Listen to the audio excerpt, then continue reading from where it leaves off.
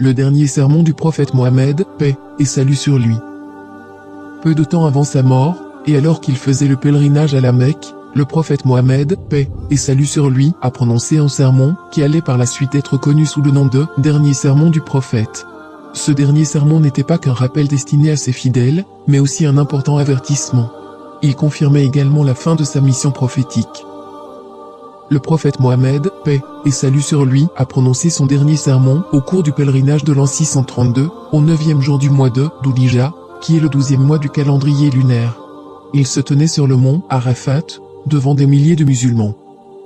Après avoir loué et remercié Dieu, le prophète, paix et salut sur lui, a déclaré : « Ô peuple, écoutez-moi attentivement, car je ne sais pas si, après cette année-ci, je serai encore parmi vous.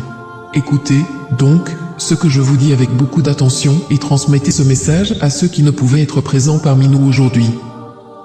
Ô peuple, tout comme vous considérez ce mois, ce jour, cette cité comme sacrée, considérez aussi la vie et les biens de chaque musulman comme sacrés. Retournez à leurs légitimes propriétaires les biens qui vous ont été confiés. Ne blessez personne afin que personne ne puisse vous blesser.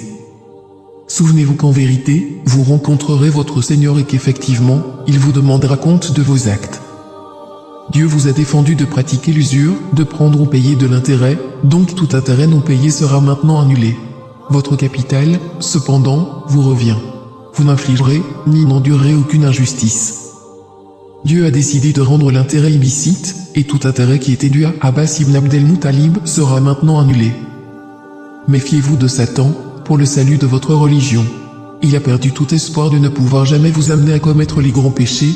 Attention, donc, à ne pas le suivre dans les péchés mineurs. Ô peuple, il est vrai que vous avez certains droits à l'égard de vos femmes, mais elles aussi ont des droits sur vous. Souvenez-vous que c'est par la permission de Dieu que vous les avez prises pour épouses, et que c'est Dieu qui vous les a confiées. Si elles respectent vos droits, alors à elles appartient le droit d'être nourries et habillées convenablement. Traitez donc bien vos femmes et soyez gentils envers elles, car elles sont vos partenaires et elles sont dévouées envers vous. Il est de votre droit qu'elles ne se lient pas d'amitié avec des gens que vous n'approuvez pas et qu'elles ne commettent jamais l'adultère. Ô peuple, écoutez-moi bien, adorez Dieu, faites vos 5 prières quotidiennes, jeûnez pendant le mois de Ramadan et donnez votre richesse en zakat. Accomplissez le pèlerinage si vous en avez les moyens. Toute l'humanité descend d'Adam et Ève. Un arabe n'est point supérieur à un non-arabe, et un non-arabe n'est point supérieur à un arabe, et les blancs ne sont point supérieurs aux noirs, de même que les noirs ne sont point supérieurs aux blancs. Aucune personne n'est supérieure à une autre, si ce n'est en piété et en bonnes actions. Vous savez que chaque musulman est le frère de tous les autres musulmans. Vous êtes tous égaux. Vous n'avez aucun droit sur les biens appartenant à l'un de vos frères, à moins qu'on ne vous ait fait un don librement et de plein gré.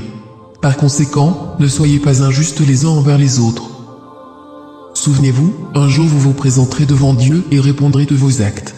Prenez garde, donc, ne vous écartez pas du droit chemin après ma mort. Ô peuple, aucun prophète ni messager ne viendra après moi, et aucune nouvelle religion ne naîtra. Raisonnez bien, ô peuple, et comprenez bien les mots que je vous transmets.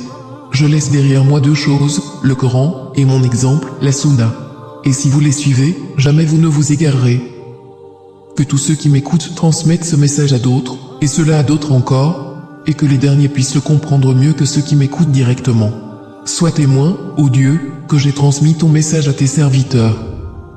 C'est ainsi que le prophète, paix et salut sur lui, termina son dernier sermon et, alors qu'il se tenait près du sommet de Arafat, le verset suivant lui fut révélé,